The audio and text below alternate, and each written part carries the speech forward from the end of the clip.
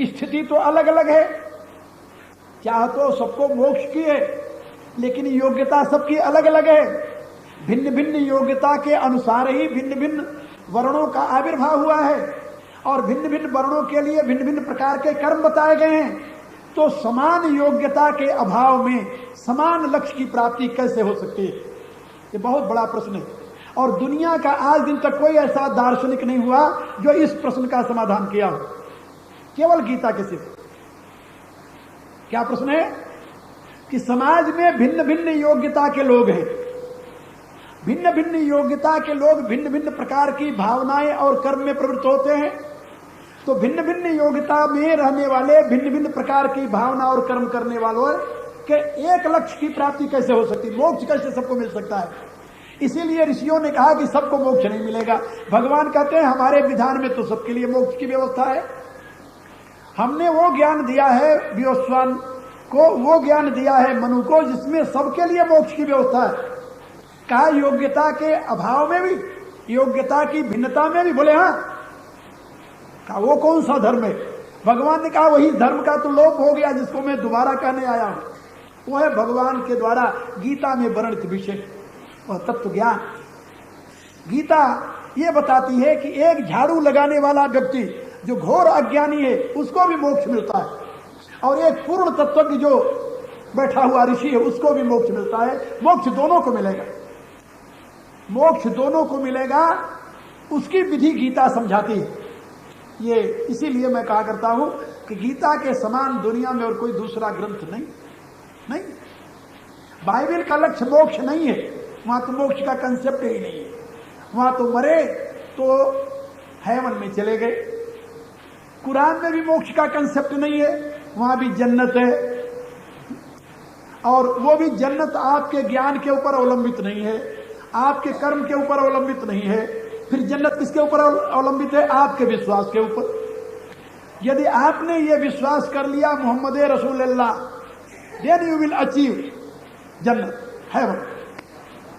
यदि आपने ये विश्वास नहीं किया तो आपके लिए जन्नत नहीं है। और बाइबल में भी जो स्वर्ग है, हेवन है, वह आपके कर्मानुसार नहीं है, फिर वह आपके ज्ञान से भी संबंधित नहीं है। कर्म और ज्ञान को एक तरफ रख करके यदि आप ये विश्वास करते हैं कि क्राइस्ट हमारा सेवियर है, तब आपको हेवन मिल जाएगा, हेवन मिल जाएगा। और यदि आपने ये विश्वास नहीं किया, आपके ज्ञान अच्छा हो, कर्म बहुत अच्छा हो, लेकिन आपका विश्वास यदि क्राइस्ट में नहीं है, तो ईसाई के मतानुसार आपको हेवन नहीं मिल सकता। आप बड़े सदाचारी हो, बड़े ज्ञानी हो, तत्वज्ञ हो, और आप सदैव लोक हित में लगे रहते हो, लेकिन आपके हृदय में यदि मोहम्मद रसूलुल्लाह की भावना नहीं है, तो आपको जन्नत नहीं मिलेगी। इस्लाम के अनुसार आपको जन्नत तब नसीब होगी जब आप मोहम्मद में विश्वास करेंगे। आपको जन्नत तब नसीब होगी जब आप क्राइस्ट में विश्वास करेंगे। और यहूदी भाई हमारे कहते हैं आपको स्वर्ग तब मिलेगा जब आप मौसस में विश्वास करेंगे। ये तीनों धर्म विश्वास के ऊपर टिके हुए हैं, और इन विश्वास के ऊपर टिके हुए धर्मों में कहीं ज्ञान विज्ञान के लिए स्थान नहीं है, क्योंकि उस धर्म में ये बताया गया है।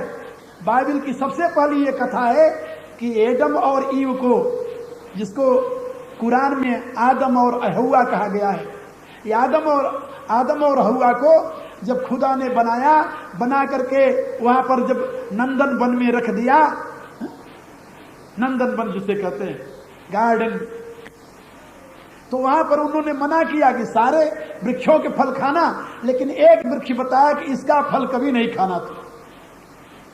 परमात्मा ने उसका फल खाने से मना कर दिया। और जानते हो कौन सा वृक्ष था वो जिसका फल खाने से मना किया? ट्री ऑफ नॉलेज, कहने का अभिप्राय ज्ञान वृक्ष। कहा सारे फल को तुम खाओ, लेकिन ज्ञान वृक्ष के फल को नहीं खाना, क्योंकि ज्ञान वृक्ष के फल खाओगे तुम ज्ञानी बन जाओगे। और परिणाम क्या हुआ? एक दिन एक सरपेंट आ गया। बाइबल कथा, सेम कथा you will find in Quran too. Quran में भी यही कथा है, बाइबल में भी यही कथा है। तो एक दिन एक सर्प आया, एडम कहीं गया हुआ था, उसकी स्त्री हव्वा वहां बैठी हुई थी, उससे कहा कि भाई तुम लोग सारे फल खाते हो, इसका फल क्यों नहीं खाते? कहा खुदा ने मना किया है। कहा क्यों मना किया जानते हो? कहा क्यों मना किया? कहा यदि इसका तुम फल खाओगे तुम भी खुदा बन जाओगे। तो खुदा नहीं चाहता कि कोई दूसरा खुदा बने मेरे सामने, इसलिए उसने मना किया है। और यही बात बाइबल में लिखी है कि गॉड नहीं चाहता कि दूसरा कोई गॉड बन जाए, इसलिए। तो यहोवा ने वो फल खा लिया। जब खा लिया तो खाते उसको ज्ञान हो गया। जब ज्ञान हो गया तो एडम जब आया बाहर से तो उसने उसे कंपेल किया कि तुम भी ये फल खाओ। उसके कहने में आकर उसने भी फल खा लिया। उसने फल खाया तो उसको भी ज्ञान हो गया। तो ज्ञान वृक्ष का फल खाओ, ज्ञान होगा ही। हमारे यहां वेदांत में एक दिन हमसे एक सज्जन आए तो कहने लगे कि स्वामी जी कोई ऐसी बात आप कीजिए जिससे कुरान और आपके गीता का समन्वय हो जाए। तो समन्वय हो जाए तो आप चल करके यानी दिल्ली के जो क्या बोलते हैं टेलीविजन, उस पर हम आपका भाषण रखना चाहते हैं और वहां आप चल करके बोलिए जिससे इस समय भारत में जो विभेद है वो समाप्त हो। उनका भाई बात यह है कि गीता और कुरान का मैं समन्वय कहां से करूं? कुरान कहती है ज्ञान वृक्ष का फल खाओगे तो तुम पतित हो जाओगे, और गीता कहती है ज्ञान वृक्ष का फल नहीं खाओगे तब तुम पतित हो जाओगे। एक कहता है कि ज्ञान यदि नहीं है तब तुम पतित होते हो, दूसरा कहता है ज्ञान हो गया तब पतित हो जाओगे। अब तुम्हारी बुद्धि यहां कहां काम करेगी? भगवान ने कहा इदम ज्ञानम उपाश्रित्य ममसा धर्मागता। भगवान कहते हैं मैं चाहता हूं कि सारे जीव जो हैं वो मेरे जैसे बन जाएं, मेरे धर्म को प्राप्त कर ले। गीता का ये सिद्धांत है। गीता इंसान को भगवान बनाना चाहती है, इंसान को भगवान बनाना चाहती है। भगवान बार बार गीता में ये बात कहते हैं बहो ज्ञान तपसा पूता मदभाव मांगता। बहुत से तपस्वी लोग ज्ञान रूपी तप के द्वारा पवित्र होकर के मेरे भाव को प्राप्त हो गए, माने ईश्वरत्व को प्राप्त कर लिया। क्योंकि हिंदू धर्म का तो लक्ष्य ही यही है, इंसान से भगवान बनना। और गीता बताती है इदम ज्ञानम उपाश्रित्य ममसा धर्मागता। जो मेरे इस ज्ञान का आश्रय लेगा, भगवान कहते हैं मेरे धर्म को माने ईश्वर धर्म को प्राप्त हो जाएगा। क्योंकि जब तक गीता का पाठक, गीता का अनुयायी ब्रह्म भाव को प्राप्त नहीं कर लेता, ब्रह्मभूत नहीं हो जाता, तब तक उसके जीवन में नित्य शांति की प्रतिष्ठा ही नहीं हो सकती। तो नित्य शांति की प्रतिष्ठा के लिए ब्रह्म भाव को प्राप्त करना अनिवार्य है, और ब्रह्म भाव को प्राप्त करने के लिए गीता का ज्ञान अनिवार्य है। और वहां तो मैं आपको बता रहा था कि जब एडम और ईव को ज्ञान हो गया तो सायंकाल को खुदा रोज आता था वहां सैर करने। एडन के बगीचे में रोज सैर करने आता था वो। जब सैर करने आया तो देखा एडम और ईव कहां गए, तो उसने आवाज लगाई और खुदा को आते देख करके उन दोनों ने सोचा कि हम तो नंगे हैं, तो खुदा के सामने नंगे कैसे जाएं। तो जाकर एक झाड़ी के पीछे छुप गए। झाड़ी के पीछे छुप गए। खुदा ने देखा एडम और ईव दिखाई नहीं दिए, तो उसने आवाज लगाई एडम कहां हो तुम? तो उसने झाड़ी के पीछे से आवाज लगाई पिताजी मैं यहां हूं। अरे कहा वहां क्या कर रहा है? बाहर आ। कहा बाहर नहीं आ सकता। कहा क्यों? कहा नंगा। कहा नंगा है? तुम्हें कैसे पता चला कि तुम नंगे हो? इसका अभिप्राय कि तूने उस वृक्ष का फल खाया। क्योंकि बिना ज्ञान के बच्चे को तो पता नहीं ना कि नंगा है कि वस्त्र पहने हुए है। ये तो ज्ञान होने पर ही पता चलता है कि नंगा है कि वस्त्र पहने। तो खुदा ने उसे श्राप दे दिया कि तूने ज्ञान वृक्ष का फल खाया, इसलिए तुम अब जन्नत से च्युत हो जाओ, यानी स्वर्ग से नीचे गिर जाओ। आप सोचिए, जहां कुरान में, बाइबल में, नई बाइबल, पुरानी बाइबल, तीनों में ये बात समझाई गई है कि ज्ञान का फल खा करके एडम और ईव पतित हो गए, पतित हो गए। वहां पर वेद में, गीता में, उपनिषद में, रामायण में ये बात बताई जाती है कि बिना ज्ञान वृक्ष का फल खाए तुम्हारा उद्धार नहीं होने का। सोचो पहले। तो मैं आप लोगों को ये बता रहा था कि गीता का कंसेप्ट ही अलग है। दुनिया में कोई ऐसा दूसरा ग्रंथ नहीं है। और गीता के साथ यदि मैं कंपैरिजन करूं वेद से लेकर के महाभारत तक के सारे ग्रंथों को, तो गीता तो महाभारत का अंश है ही। लेकिन वैदिक साहित्य में गीता की बराबरी का कोई दूसरा ग्रंथ हमें नहीं मिलता। मैं आप लोगों से बड़े विश्वास के साथ बता रहा हूं कि वैदिक साहित्य में गीता के बराबरी का कोई दूसरा ग्रंथ नहीं मिलता। क्योंकि एक ग्रंथ कोई ऐसा नहीं है जिसमें गीता के सारे विचार आपको मिल जाए। कोई ज्ञान की महिमा गाता है, कोई भक्ति की महिमा गाता है, कोई कर्म की महिमा गाता है। लेकिन ज्ञान, भक्ति, कर्म का समन्वय और समुच्चय एक रूप में जीवन के कल्याण के लिए कोई ग्रंथ नहीं हमें बताता। कोई ग्रंथ नहीं बताया, इसलिए गीता की महिमा है। और गीता में भगवान ने वो विधि बताई है कि एक अज्ञानी व्यक्ति, एक अनपढ़ व्यक्ति, एक बिल्कुल ज्ञानहीन व्यक्ति भी मोक्ष को प्राप्त कर सकता है। उसका मोक्ष सहज धर्म है, जन्म सिद्ध अधिकार है और उसको प्राप्त कर सकता है। योग्यता के अभाव में भी समान फल की प्राप्ति हो सकती है, लेकिन गीता की विधि को स्वीकार कर ले तो। कहा गीता की विधि क्या है, वही आगे भगवान उपदेश दे रहे हैं। सारी गीता में वही गीता की विधि समझाई गई है कि योग्यता की भिन्नता होते हुए भी लक्ष्य की एकता कैसे प्राप्त की जा सकती है। यह गीता की महत्ता है। गीता का प्रारंभ होता है विषाद योग से।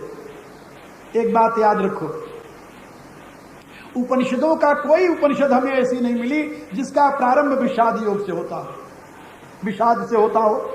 उपनिषद का जिज्ञासु जो है उसके लिए एक विधि बताई गई है, व्यवस्था दी गई है। छांदोग्य उपनिषद में, मुंडको उपनिषद में एक व्यवस्था है कि अपने वर्णाश्रम अनुसार धर्म करके, कर्म का पूरा करके फिर वो परिव्रज्या ग्रहण करे, यानी संसार का त्याग करे। त्याग करने के पश्चात फिर हाथ में सूखी लकड़ी ले ले, समित पाणी, हाथ में सूखी लकड़ी लेकर गुरु की तलाश करे। तो कोई ही सदगुरु अभिगच्छेत, कैसा गुरु होना चाहिए? श्रोत्रियम ब्रह्मनिष्ठम, जो गुरु श्रोत्रिय शास्त्र का ज्ञाता और ब्रह्मनिष्ठ तत्वज्ञ हो, ऐसे गुरु की शरण में जाए और जाकर के सबका त्याग करके परिव्रज्या ग्रहण करके तब गुरु के शरण में जाए। तब वहां पर तत्व ज्ञान की बात पूछे। फिर गुरु के द्वारा समाधान होने पर जो गुरु रास्ता बतावे उस रास्ते से साधन करने के पश्चात फिर उसे मोक्ष मिलेगा। मोक्ष की विधि उपनिषदों में है।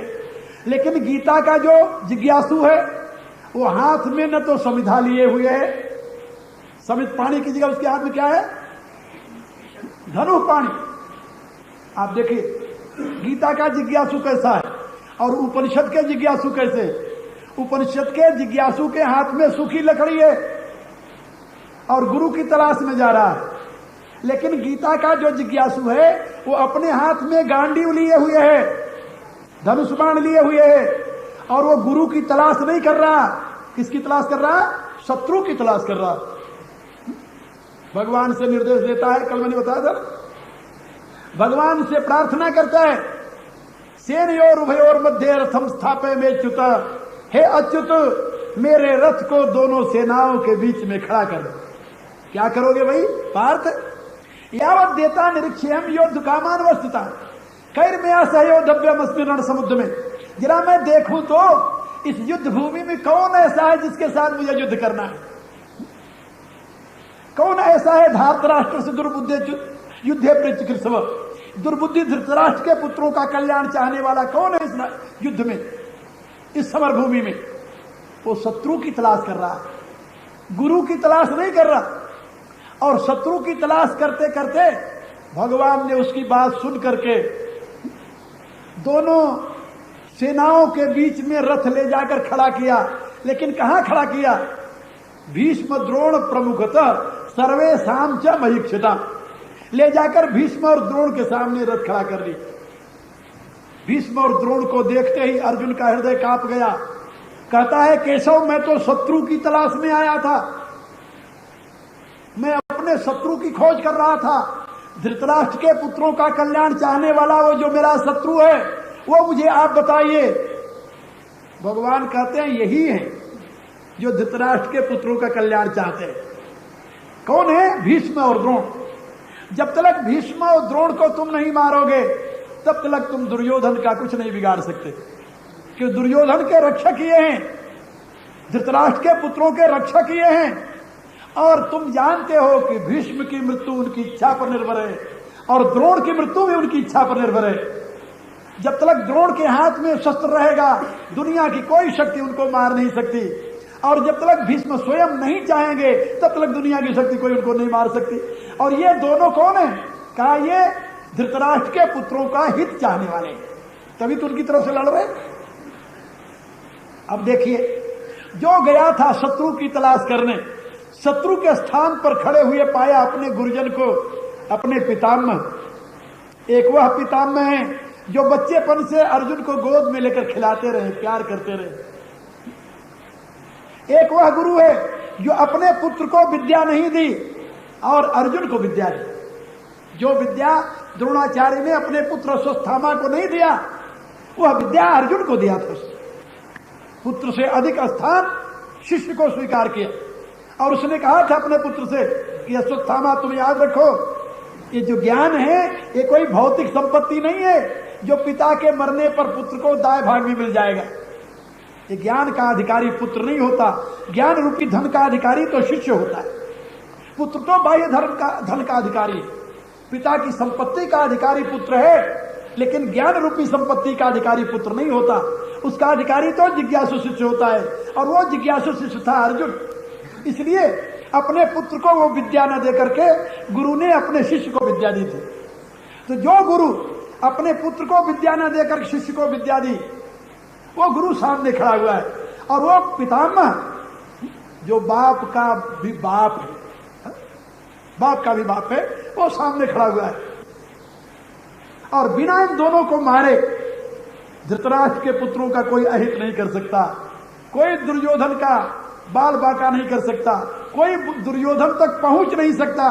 किसी का इतना बड़ा हाथ नहीं है जो कि भीष्म और द्रोण को अलग करके दुर्योधन तक पहुंच जाए। कैसी विकट स्थिति है। जिनको पूज्य मानता है उन्हीं को मारना है, उसे उन्हीं से युद्ध करना। हृदय कांप गया और उसने धनुष बाण उठाकर फेंक दिए। विशिद्र ससरम चापम, धनुष और बाण दोनों उठाकर फेंक दिया और क्या कहा, ना योद्ध से इति गोविंद, हे गोविंद मैं युद्ध नहीं करूंगा। किसके लिए युद्ध करूं? देखिए एक यहां पर मैं आप लोगों को दो बातें और बता दूं।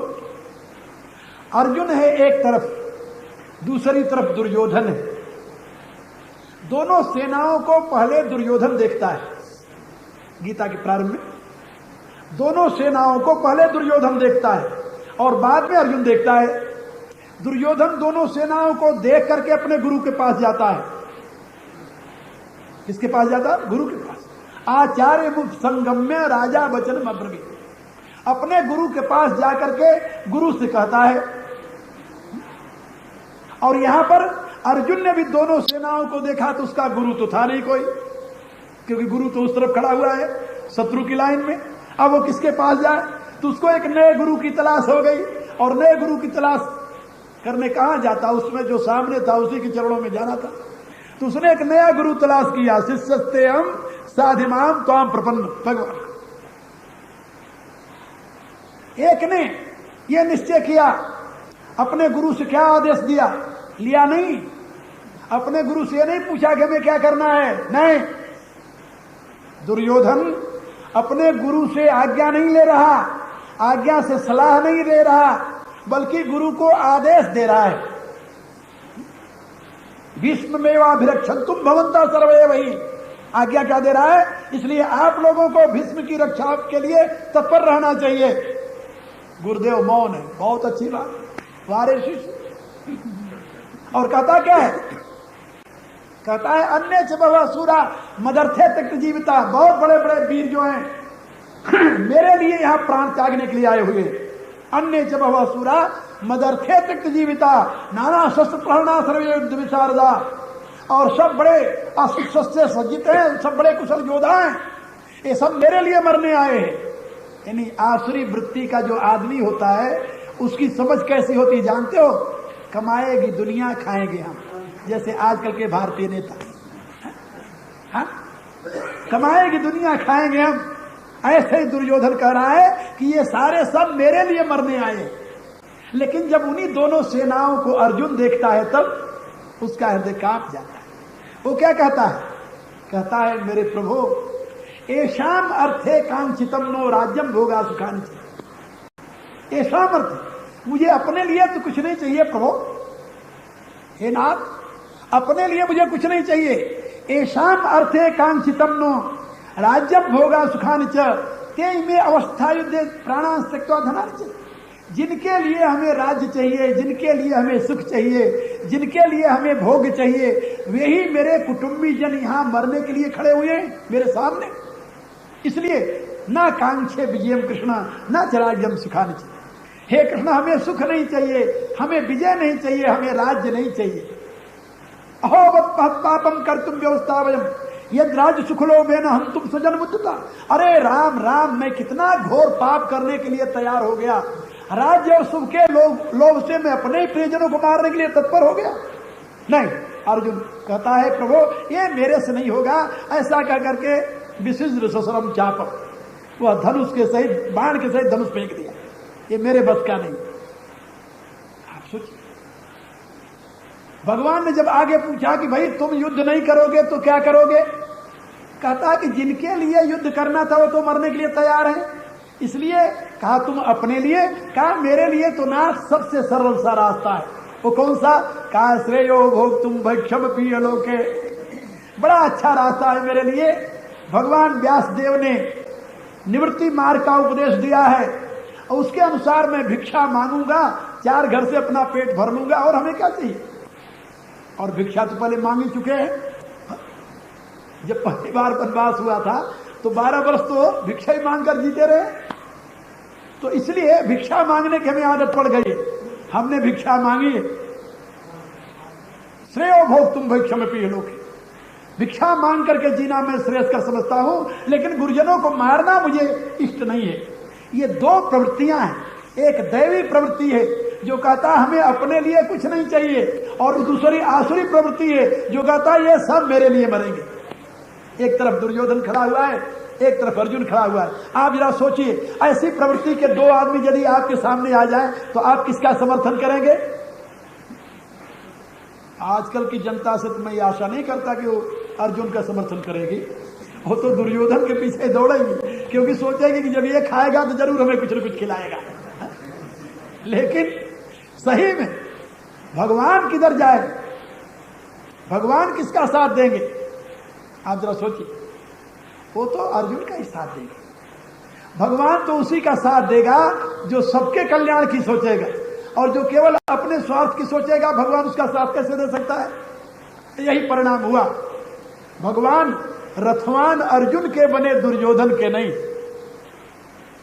आगे अब देखिए, वह अर्जुन जो इस संदेह में आकर के अपने कर्तव्य का त्याग करने के लिए तत्पर हो गया, तो सबसे पहले भगवान ने उसे 2-3 गालियां दी, बड़ी मोटी मोटी गाली, बहुत मोटी मोटी।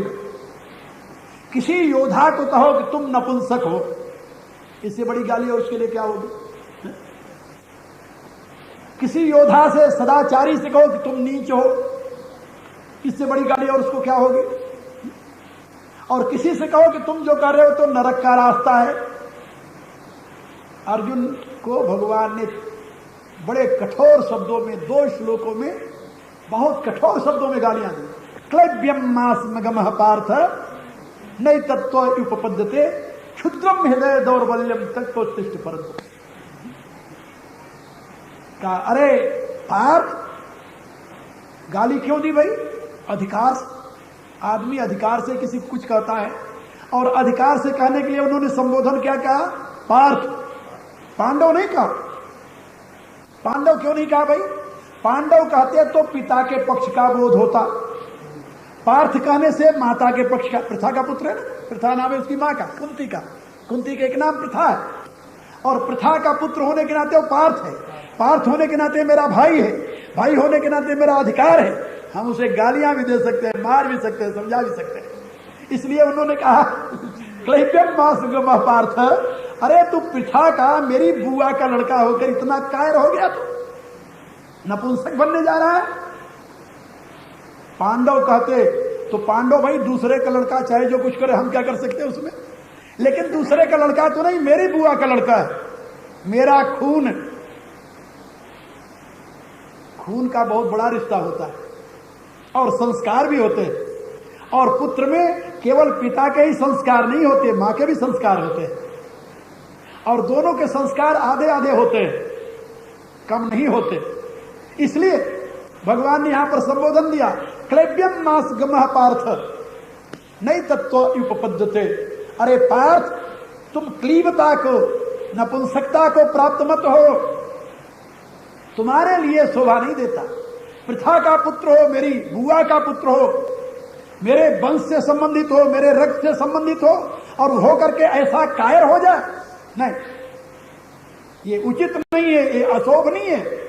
क्लैब्यम मास्मगम पार्थ नहीं तत्व उपपद्यते क्षुद्रम हृदय दौर्बल्यम।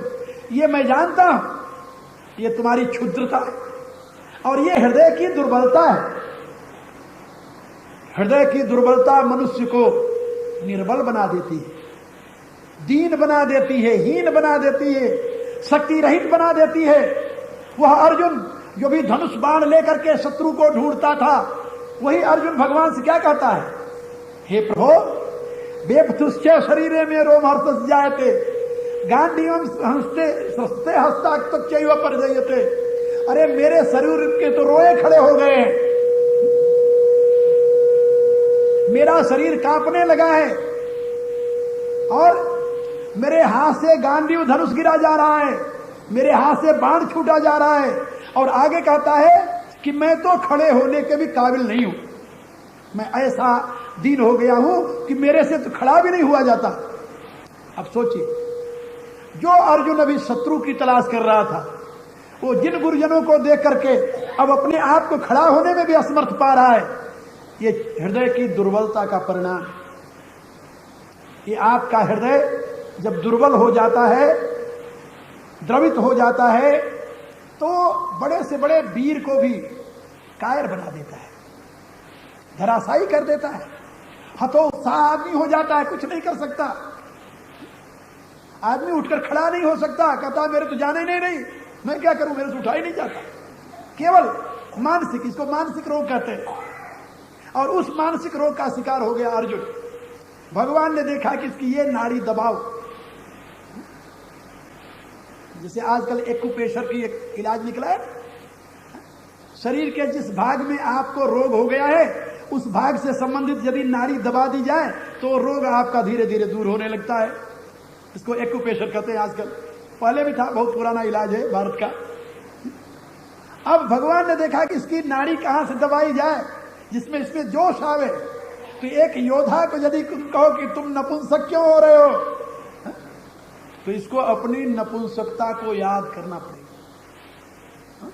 भगवान ने इस बहाने उसे याद दिलाया कि भाई तुम्हें उर्वशी नाम की अप्सरा ने नपुंसक होने का जो श्राप दिया था वो तो 1 वर्ष के लिए था, वो तो तुम पूरा कर लिए हो बृहन्नला के रूप में।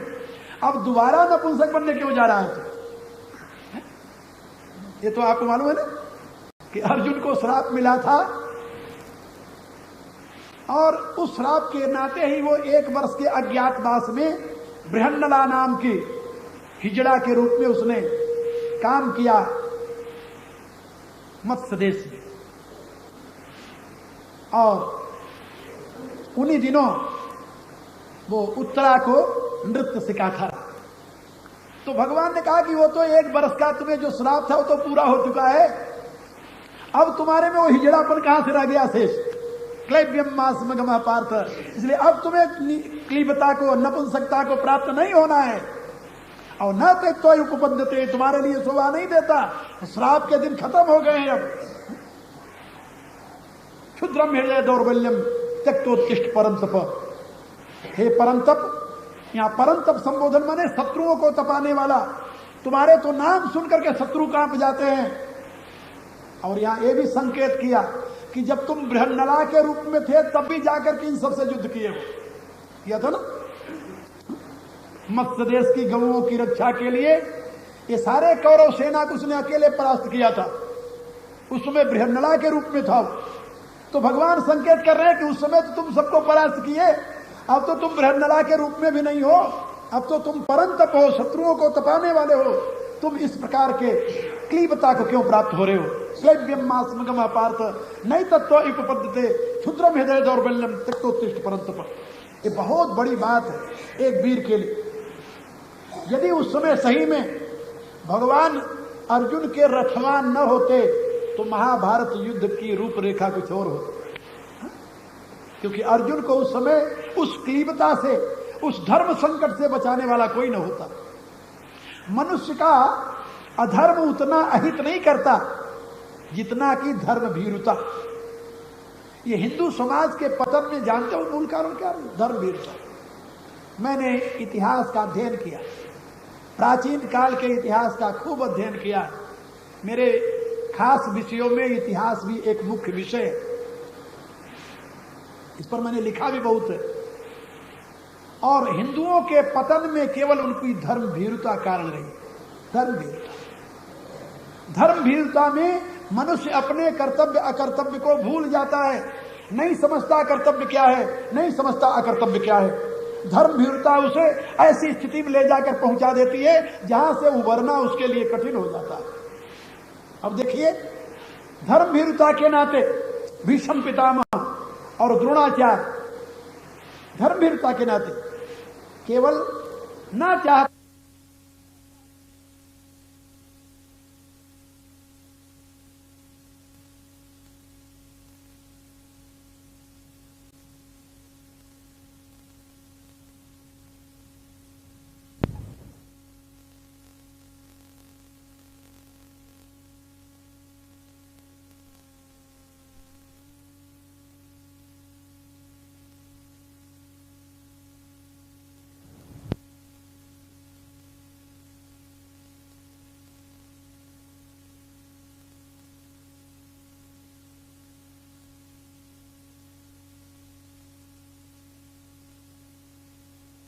तो अनर्थ अधर्म हो जाएगा।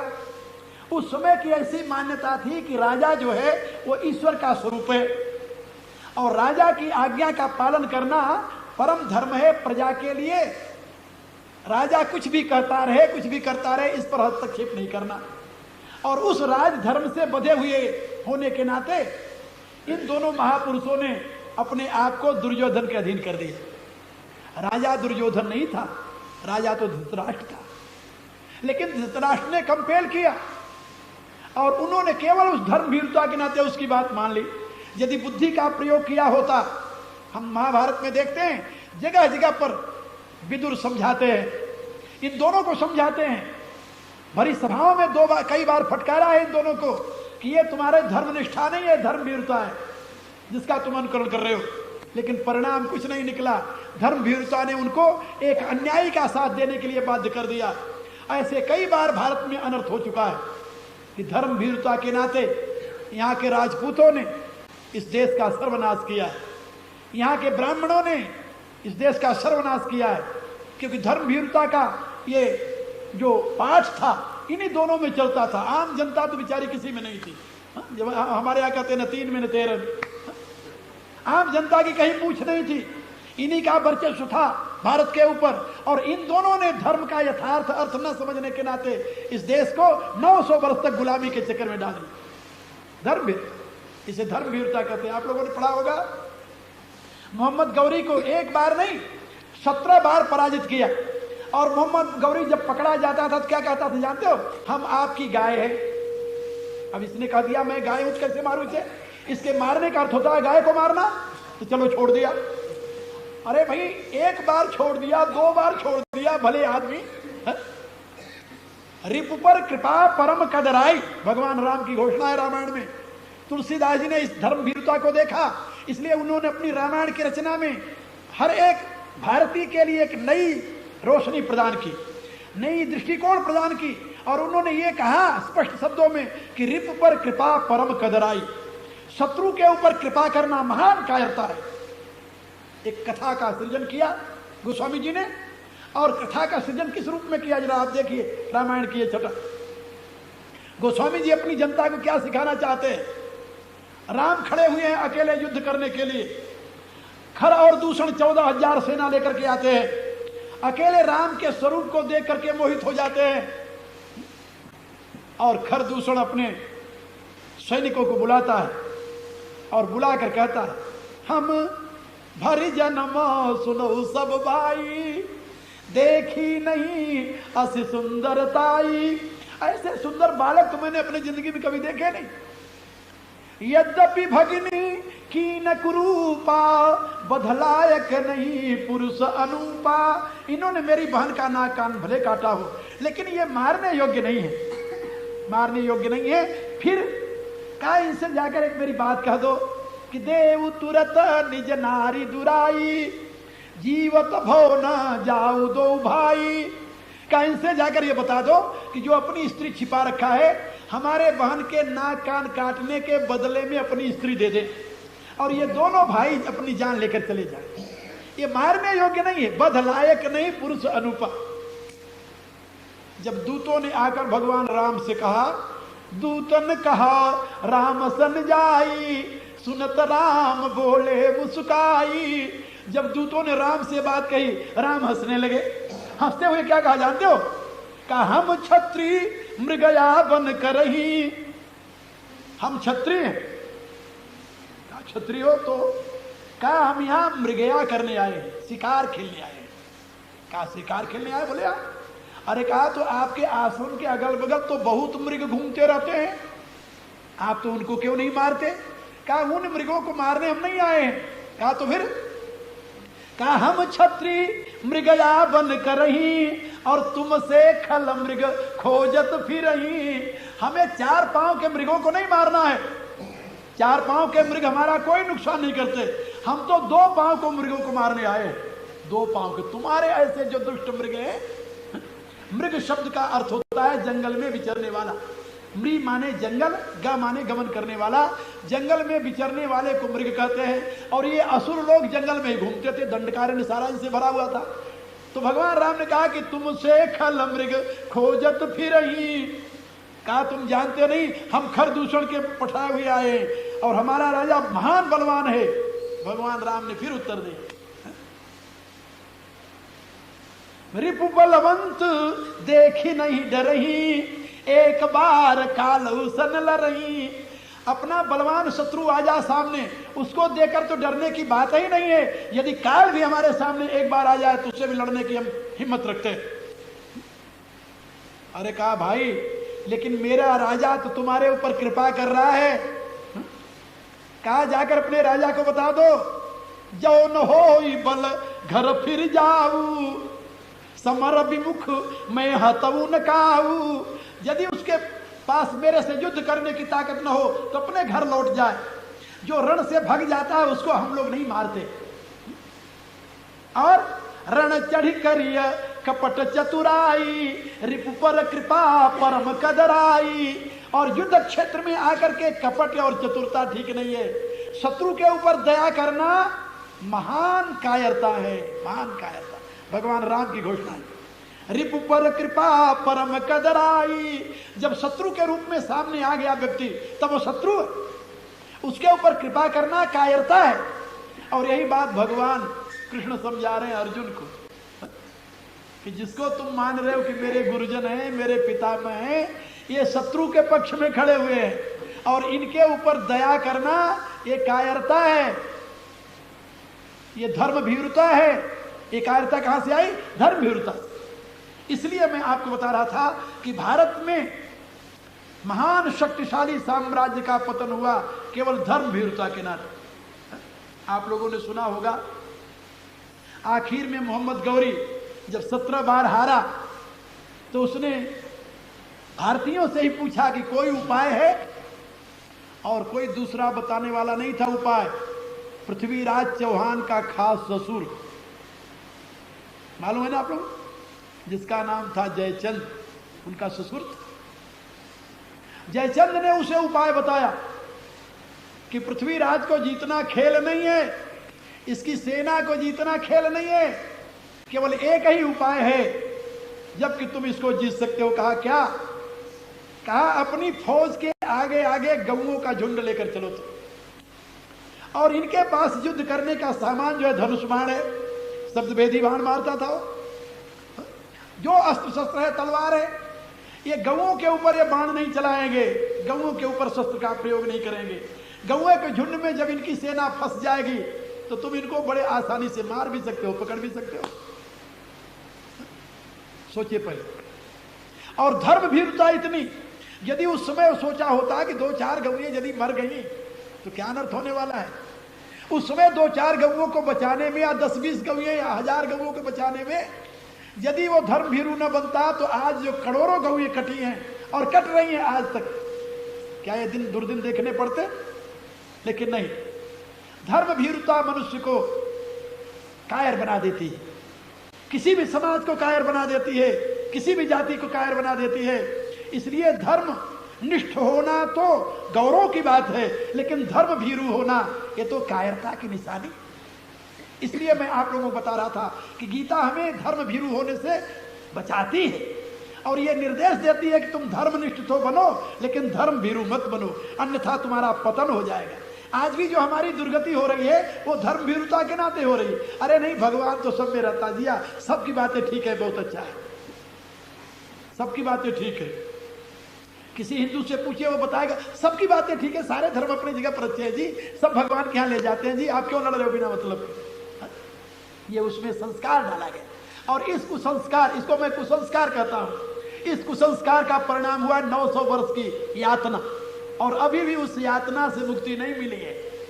और यदि ऐसे कुसंस्कार बने रहे तो इस यातना का कभी अंत होने वाला भी नहीं दिखाई देता। इसलिए आज तो मैं आप लोगों को इतने बताऊंगा, मेरा समय पूरा हो गया। अब आप लोग प्रार्थना करेंगे और कल फिर इस विषय पर आपसे चर्चा करेंगे। गीता का ये अनुपम ज्ञान आपके जीवन के लिए यानी ये प्रकाश स्तंभ है और यदि आप इसका अनुकरण करेंगे, इन विचारों को अपने जीवन में प्रतिष्ठित करेंगे, अपने समाज के जीवन में प्रतिष्ठित करेंगे, तो मुझे विश्वास है कि एक दिन वह आएगा जबकि आप अपने अतीत के गौरव को पुनः इस विश्व के सामने प्रतिष्ठित करने में सक्षम हो पाएंगे। अन्यथा जैसी यातनाएं सह रहे हैं ऐसे थोड़े दिन और सहते रहिए। ओम भूर्भुवः स्वः तत्सवितुर्वरेण्यं भर्गो देवस्य धीमहि धियो यो नः प्रचोदयात्। सर्वे भवन्तु सुखिनः, सर्वे सन्तु निरामयाः, सर्वे भद्राणि पश्यन्तु, मा कश्चित् दुःखभाग् भवेत्।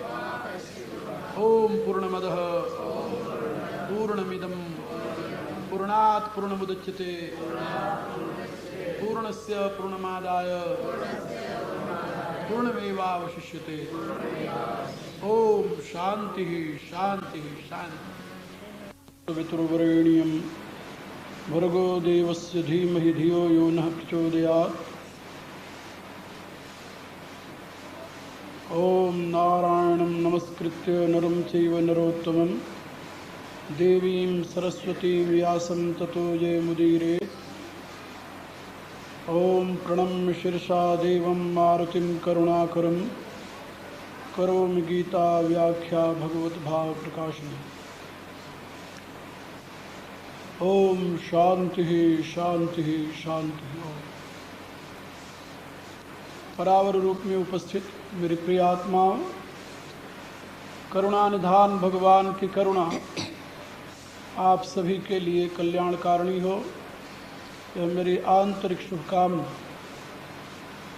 कल आप लोगों को एक बात समझाई गई थी, व्यक्ति जब विषादग्रस्त होता है, उसके जीवन में जब विषाद आता है, जगत से निराश हो जाता है और कोई ऐसा मार्ग दिखाई नहीं देता जहाँ से उसे शांति और सुख की आशा हो। ऐसी स्थिति में उसकी दो प्रकार की गतियाँ होती हैं।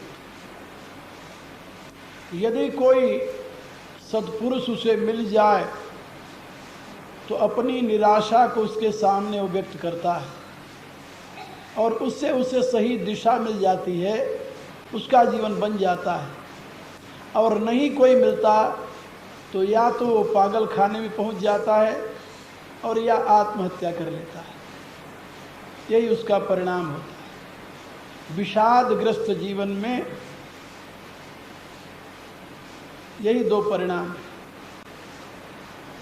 अर्जुन का सौभाग्य था, जब वो विषादग्रस्त हुआ तो उसके सामने उसके रथवान के रूप में स्वयं भगवान विराजित थे। वो भगवान को भगवान नहीं मानता था, क्योंकि अभी वो जाना नहीं था कि ये भगवान है।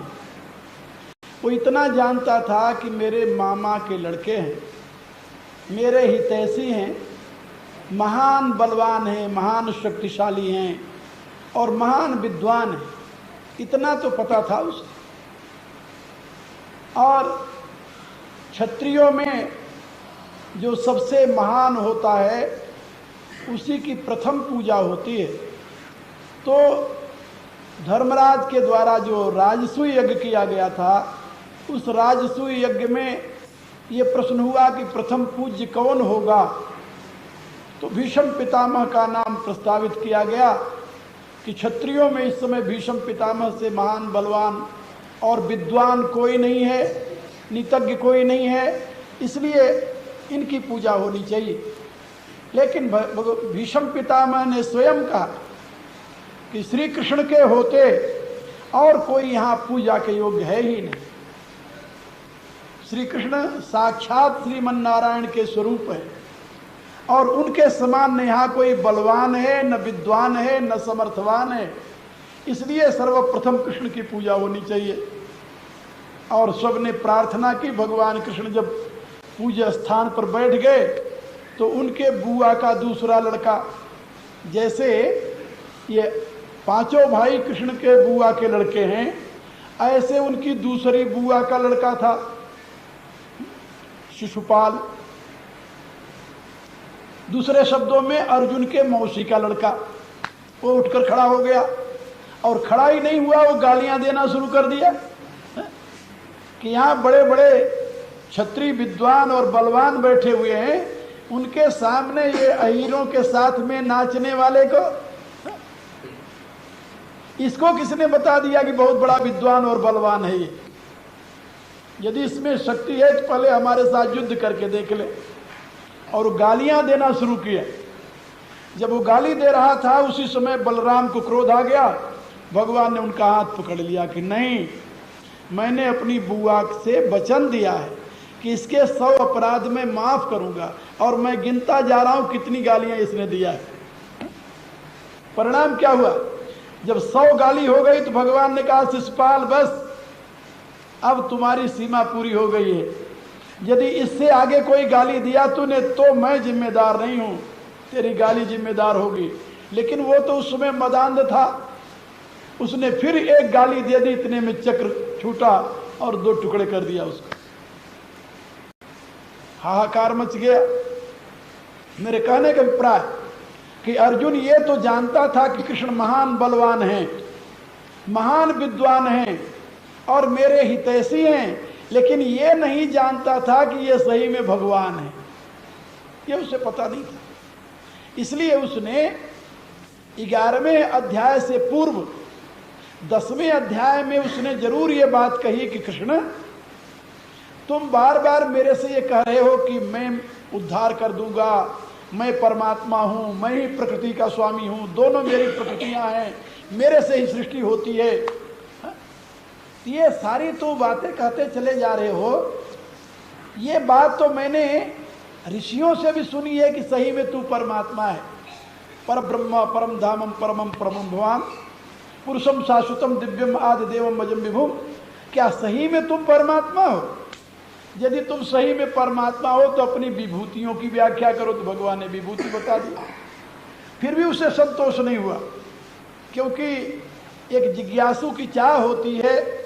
और महात्मा कबीर ने एक बात कही है, जबला न देखूं अपनी नैनी तबला न मानू गुरु की बहनी। जब तक आदमी अपने आंखों से देख नहीं लेता तब तक उसे विश्वास नहीं होता। तो 11वें अध्याय में उसने प्रारंभ में प्रार्थना की कि यदि सही में आप भगवान हो तो आप मुझे अपना यथार्थ स्वरूप बता दो। तो भगवान ने उसे कहा कि तुम इन आंखों से मेरे स्वरूप को नहीं देख सकते, मेरे स्वरूप को देखने के लिए तो दिव्य दृष्टि चाहिए। तो वो बेचारा क्या करे? तो ये भी नहीं कह सकता था कि आप मुझे दिव्य दृष्टि दे दो। भगवान ने स्वयं कहा कि अच्छा दिव्यम ददामि ते चक्षु, अब मैं तुम्हें दिव्य दृष्टि दे रहा हूं, अब तू मेरे स्वरूप को देख ले। जब 11वें अध्याय में भगवान के विराट स्वरूप को देखा तब उसे विश्वास हुआ कि ये केवल बलवान नहीं, विद्वान नहीं और हमारे मामा के पुत्र ही हमारे हितैषी ही नहीं, ये तो साक्षात भगवान। तो मैं आपको ये बता रहा था कि जब अर्जुन ने स्वयं को समर्पित किया भगवान के सामने, तो उस समय भगवान को भगवान मानकर नहीं, एक विद्वान और बलवान मानकर उसने उनसे सलाह लेने के लिए, मार्गदर्शन लेने के लिए अपने आप को समर्पित किया, अपनी हृदय की भावनाओं को कहा। लेकिन उसके हृदय की भावनाओं को सुन करके भगवान बड़े कठोर शब्दों में उसे धिक्कारते हुए 2 श्लोक के दूसरे अध्याय के प्रारंभ में, पहला श्लोक, कुतस्त्वा कस्मलमिदम विस्मय समुपस्थितम अनार्य जुष्टम स्वर्गम कीर्ति कर्म अर्जुन। अरे अर्जुन, अर्जुन, तुम्हारी सरल वृत्ति ने ही तुम्हें इस प्रकार के करुणा से आपूर्ण कर दिया है। कभी कभी रामायण में चौपाई है, भगवान राम ने बात कही है, कतौ सुधायु ते बड़ दोषु। कल मैंने एक बात आप लोगों को बताई थी कि धर्म निष्ठा तो मनुष्य के लिए वरदान है, लेकिन धर्म भीरुता मनुष्य के लिए अभिशाप है। अब उस समय अर्जुन धर्म भीरुता का पात्र बन गया, तो भगवान ने सबसे पहले उसे कुतस्त्वा कस्मलमिदम विषमेपन समुपस्थितम, अरे इस विषम घड़ी में जब दोनों सेनाओं को आमने सामने तू देख रहा है, नगाड़े बज गए हैं, तुरही बज गई है, शंखनाद हो चुका है, युद्ध की घोषणा हो चुकी है, अब केवल यह प्रतीक्षा है कि पहले शस्त्र कौन चलावे। और ऐसी स्थिति में विषमे समुपस्थितम, विषम काल में आकर के तेरे में अब करुणा जागृत हो गई, शत्रु के प्रति करुणा। कल मैंने बताया था ना, भगवान राम का कथन है, रिपु पर कृपा परम कदराई। ये शत्रु के प्रति करुणा तो कायरता का प्रतीक है। कुतस्त्वा कस्मलमिदम, ये तुम्हें, कस्मल माने दोष, ये तुम्हारे में दोष कहां से आ, कुतः त्वा, कुतः माने कहां से आ गया, कहां से आ गया माने मनुष्य में जो संस्कार आते हैं वो 2 तरह से आते हैं। कहां से आते हैं, या मां के आए द्वारा या बाप के द्वारा संस्कार, या मां के कुल से संस्कार आएंगे या बाप के कुल से आएंगे। आज भी वैज्ञानिक अनुसंधान करके कहते हैं, किसी से पूछ, यदि जाओ किसी डॉक्टर के पास, अच्छा जो समझदार है, कोई क्रोनिक डिजीज हो गया, रोग हो गया, तो पहले पूछता है कि तुम्हारे बाप का, तुम्हारे दादा को तो ये नहीं था, तुम्हारे परदादा को तो नहीं था, फिर पूछता है तुम्हारी माँ को, तुम्हारी मामा, तुम्हारे नाना को तो नहीं था। क्योंकि मातृपक्ष से कुछ दोष आते हैं और कुछ पितृपक्ष से दोष आते हैं। भगवान ने कहा कि मैं तुम्हारे मातृपक्ष का तो हूं ही, स्वयं मैं हूं, तुम्हारे मामा का लड़का हूं, तो मेरे यहां से दोष ही आया नहीं, क्योंकि मेरे संस्कार में दोष नहीं है। और पांडु जो तुम्हारा पिता है, तो पांडु वंश में भी ये दोष नहीं है। तुम्हारा पिता तो महान योद्धा था, महान वीर था, तो ये कौरव कुल में तू पैदा हुआ है, कुरुकुल में पैदा हुआ है, तो कुरुकुल का भी ये दोष नहीं है और मेरे कुल का भी दोष नहीं है। न माता के कुल में तुम्हारे ऐसा कोई कायर पैदा हुआ और न तो पिता के कुल में कायर पैदा हुआ, तू कहां से पैदा हो गया कायर। कुतस्त्वा कस्मलमिदम, कुतः माने कहां से तेरे में दोष आया, दोष आने को कोई कारण होना चाहिए। तो मातृपक्ष से दोष नहीं आया, पितृपक्ष से दोष नहीं आया, तो दोष तुम्हारे में आया कहां से, जरूर कहीं बाहर से आया होगा। ये आगंतुक दोष है, और सही में वो दोष आगंतुक था। जानते हो कहां से आया था, जब महाभारत का युद्ध अभी प्रारंभ नहीं हुआ था, आखिरी बार उस अंधे धृतराष्ट्र ने एक कूटनीति खेली, कहा संजय मेरे पास केवल एक अस्त्र और रह गया है, और वो अस्त्र है, मुझे पूर्ण विश्वास है कि यदि वह अस्त्र तुम ले जाओ, चला दो, तो ये 5 भाई पांडव फिर लौट करके वन में चले जाएंगे और युद्ध नहीं होगा, और नहीं चले जाएंगे तो निर्बल हो जाएंगे, इसमें कोई संदेह नहीं। वो अंधा अपने आप को बहुत कूटनीतिज्ञ समझता था। जैसे आप लोगों ने सुना होगा, महाभारत युद्ध से पहले कर्ण बहुत बड़ा वीर था, कर्ण की बराबरी का पांडवों में कोई बलवान नहीं था, कोई योद्धा नहीं था। अर्जुन था लेकिन वो भी कर्ण के बराबर का नहीं था। और महाभारत के युद्ध में कई ऐसी घटनाएं आई हैं जहां पर कि कर्ण की वीरता पर भगवान कृष्ण ने स्वयं उसे वाह वाह कहा है। एक ग्रंथ में लिखा है कि जब अर्जुन बाण मारता था तो कर्ण का रथ केवल 10 कदम पीछे जाता था, 10 कदम नहीं 10 धनुष पीछे जाता था। और जब कर्ण बाण मारता था तो अर्जुन का रथ भी 10 पीछे चला जाता था। लेकिन जब कर्ण के बाण से 10 पीछे जाता था अर्जुन का रथ, तब भगवान कहते थे वाह रे वीर वाह। और जब कर्ण का रथ चला जाता था तो भगवान कुछ नहीं बोलते थे। अर्जुन ने कहा भगवान ये क्या अनर्थ है। मैं जब बाण मारता हूं, मेरे बाण से जब 10 गज पीछे चला जाता है कर्ण का रथ, तब तो आप वाह वाह नहीं करते। और जब वो बाण मारता है और मेरा रथ 10 कदम पीछे चला जाता है तो आप वाह वाह करने लगते हो। भगवान मुस्कुराए। अरे कहा भले आदमी, तुम्हें पता है कर्ण के रथ पर केवल कर्ण है और तुम्हारे रथ पर मैं ही नहीं बैठा हुआ हूं। एक तो मैं बैठा हुआ हूं और एक तुम्हारे ऊपर देख ले हनुमान जी बैठे हुए थे। हनुमान जी ने ये वादा किया था, वचन दिया था, जब भीम ने उनसे प्रार्थना की कि महाराज हमारे युद्ध में आप हमारी सहायता करो, तो हनुमान जी ने कहा कि तुम्हारे युद्ध में किसकी सहायता करूं।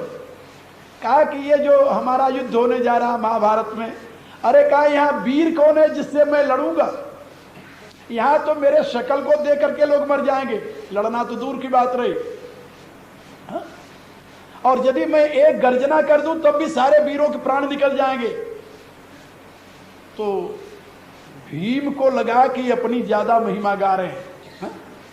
कहा कि भगवान नहीं, ऐसी बात नहीं, आप बड़े बड़े वीर हैं। इस समय कर्ण है, द्रोण है, भीष्म पितामह हैं, कृपाचार्य हैं, अश्वत्थामा है, बड़े बड़े वीर हैं भगवान, इनका मुकाबला करना कोई छोटी सी बात नहीं है। भगवान मारुति मुस्कुराए। कहा ये सब मेरा हाक जो गर्जना है, मेरी गर्जना को भी नहीं बर्दाश्त कर सकते, युद्ध करना तो दूर की बात रही, मेरे शकल को देख करके भयभीत हो जाएंगे।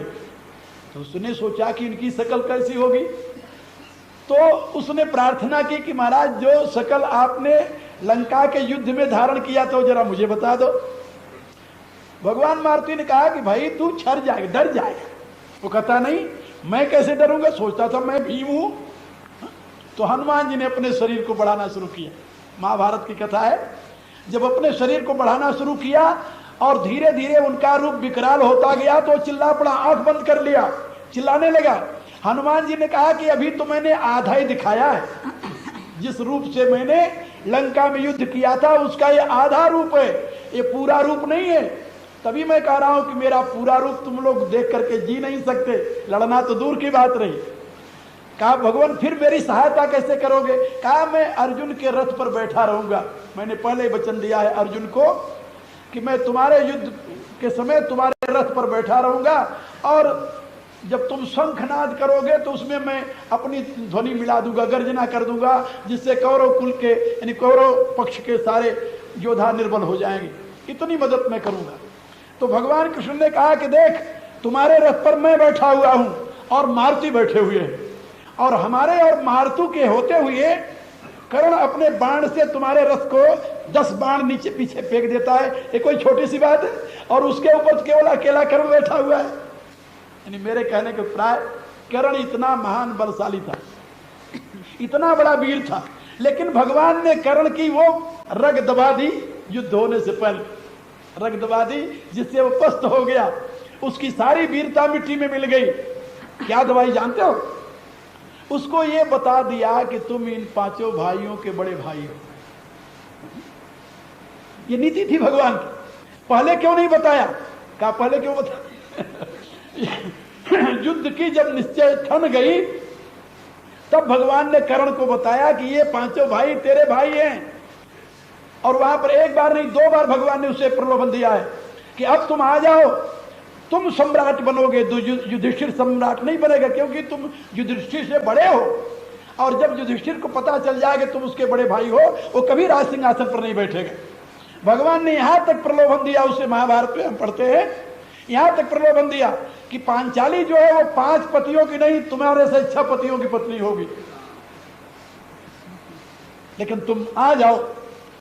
कर्ण ने कहा कि नहीं कृष्ण, तूने मेरे साथ बड़ा धोखा किया।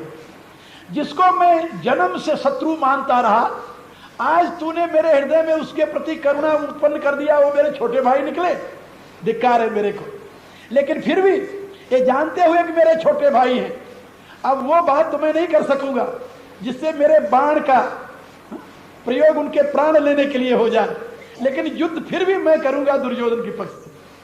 और मैंने निश्चय किया है कि अब मैं दुर्योधन के पक्ष से शरीर त्याग दूंगा, क्योंकि यदि मैं युद्ध नहीं करता तो मित्र द्रोह का, मित्र के साथ धोखा करने का एक महान पाप मेरे सर पर लगेगा। तो कर्ण का वह रग दबाया, कर्ण का हृदय अपने भाइयों के प्रति करुणा से भर गया। अर्जुन को यह नहीं पता था कि ये मेरा बड़ा भाई है, लेकिन कर्ण जब बाण चलाता था उसको पता था कि ये मेरा छोटा भाई है। इसीलिए बारी बारी से 5 को वो चाहता तो मार देता, 5 उसके कब्जे में आ गए। एक दिन को युद्ध की बात है, क्या नाम, धर्मराज युधिष्ठिर उसके सामने पड़ गए। वो चाहता तो उसे मार देता, लेकिन मारा नहीं। उसके शरीर को छलनी करके उसने कहा, अरे जाओ विश्राम करो। तो बड़े अपमानित होकर के आए, बड़ा क्रोध था उनको, इसने आज मुझे जीवित छोड़ करके मेरा अपमान किया है। कर्ण पर्व की कथा है महाभारत की।